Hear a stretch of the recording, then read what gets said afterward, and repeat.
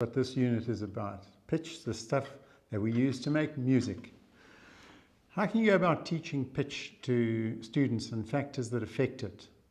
Well, I've got a few activities that I'll share with you that will literally make them feel it in their bones and give them an excellent opportunity to investigate the factors affecting pitch, through it identify variables and control those variables so that they get fair tests.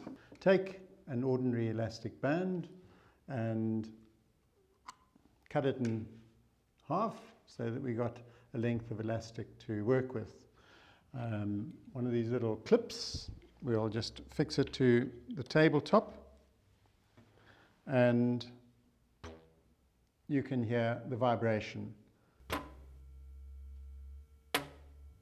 If I stretch it higher, the sound changes.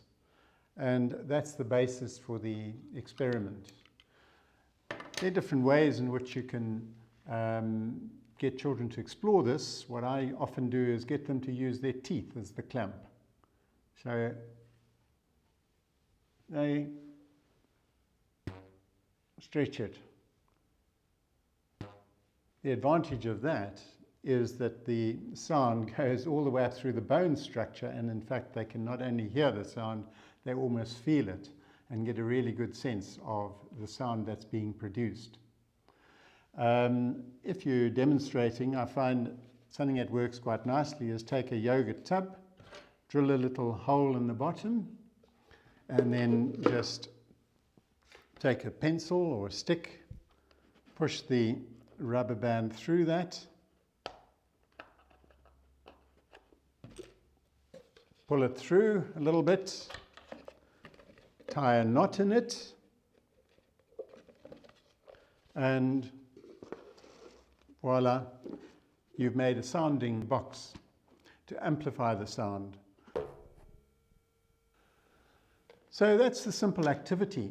It's not difficult, but what I would get children to engage with now is go and explore it on their own, because the pitch that they will hear is very dependent on a number of things, and we call them variables. So this is a lovely activity that enables children to identify variables and to explore them, to control them, and to have a fair test.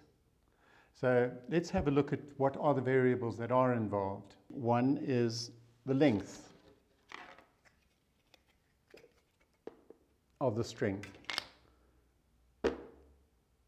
And if we change the length, does the pitch change? It does. But you've changed something else as well. Not only have you changed the length, but you've changed the tension in the elastic. So you've got two variables, and somewhere along the line, they've got to control them. Only one of them must change. So that's the length. What's it like if you do it half that? So clamp it there, so the tension there remains the same. It's only the length that's changed.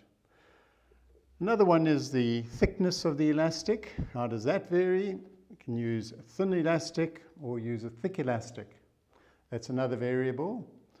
Another one is, but that elastic might be different to that elastic. So it also depends on the nature of the material.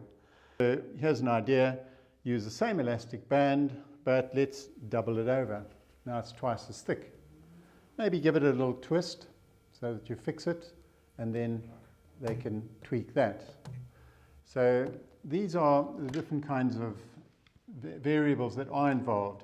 Another one that you could play with is what's the amplitude, where they give it a little tweak or they give it a big tweak.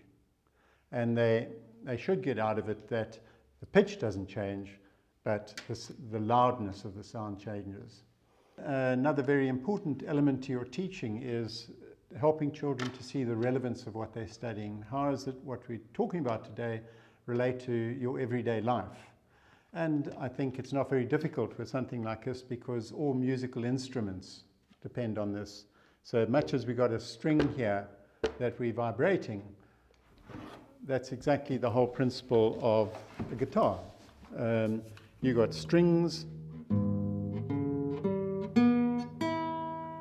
And why do we get a different note from each one? And you'll see one is thicker than the other. I can tension it, and the tension will affect the thing, or I can change the length. That's for short. Same one, long. So exactly what we've been exploring is applied there, and I would talk that through with children, possibly using any other musical instruments that you do have. Right, I've shared some ideas with you today on how you might approach this topic.